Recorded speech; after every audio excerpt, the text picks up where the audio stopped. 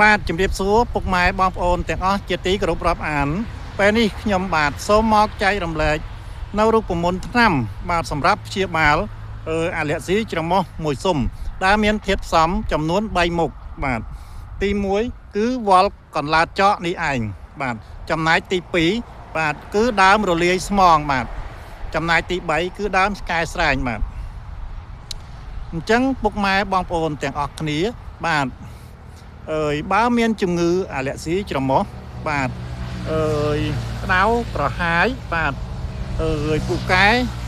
ឧស្សាហ៍ហៀសម្បោឈឺក្បាលបាទមានអាការៈហៀសម្បោហើយឈឺក្បាលបាទពុកម៉ែបងប្អូនបាទអាចរកនៅរុក្ខជាតិទាំង3មុខបាទទី1បាទកន្លាតចកបាទទី2គឺដើមរលាយស្មងឬក៏ទំលាយស្មងចំណែកទី3ដើមស្កែស្រែងបាទ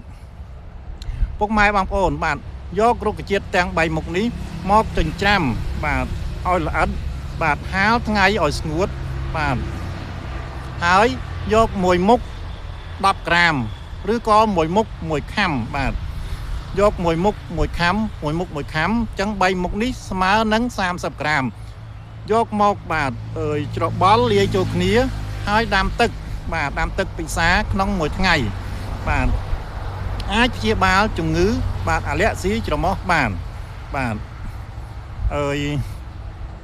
ហើយចំពោះការព្យាបាលបាទពុកម៉ែបងប្អូនបាទត្រូវមានដំណំខ្លះបាទដំណំទី1បាទសុំអធិស្ឋានបាទ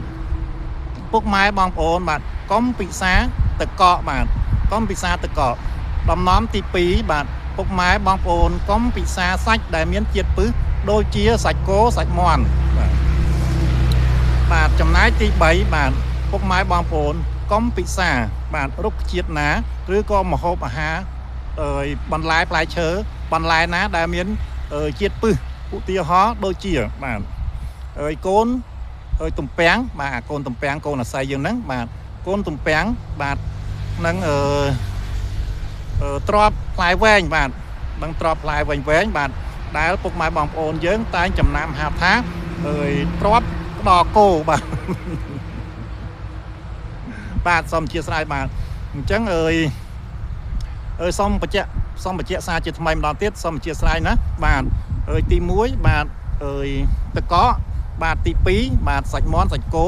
បាទចំណែកទី3ម៉ាំផ្អកផងដែរណាពុកម៉ែបងប្អូនណាសូមអធិស្ឋានបាទម៉ាំផ្អកឬក៏អាហារផ្អាប់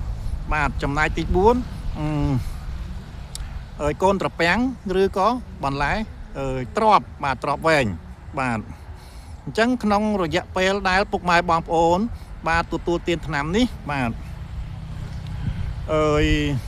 ពុកម៉ែបងប្អូនបាទគួរតែតមអាហារបាទតមអាហារដូចជាសុរាអីវាមានធាតុក្តៅបាទធាតុក្តៅបាទក៏អាចយើងទទួលទានសុរាទៅអាចធ្វើឲ្យយើងឈឺបាទច្រមុះឈឺក្បាលផងដែរបាទអញ្ចឹងក្នុងរយៈពេលប្រហែលជា3អាទិត្យបាទ3អាទិត្យបាទពុកម៉ែបងប្អូនបាទតមអាហារនឹងសិនទៅបាទក្រោយបាទពី3អាទិត្យហ្នឹងមកបាទពុកម៉ែបងប្អូននឹងអាចបានជាពីអាការៈរលាកបាទរលាកក្រនច្រមុះបាទរលាកច្រមុះនឹងហើយអញ្ចឹងចាំពុកម៉ែបងប្អូនបាទទទួលទានបាទមហូបចំណីតាមធម្មតាវិញចុះបាទបើពុកម៉ែបងប្អូនមិនមានការដំណំទេបាទក្នុងការព្យាបាលបាទវាមានកម្រិតយូរបាទកម្រិតយូរណាពុកម៉ែបងប្អូនណាបើសិនជាយើងព្យាបាលដោយមានដំណំឧទាហរណ៍ថា2ទៅ4អាទិត្យជា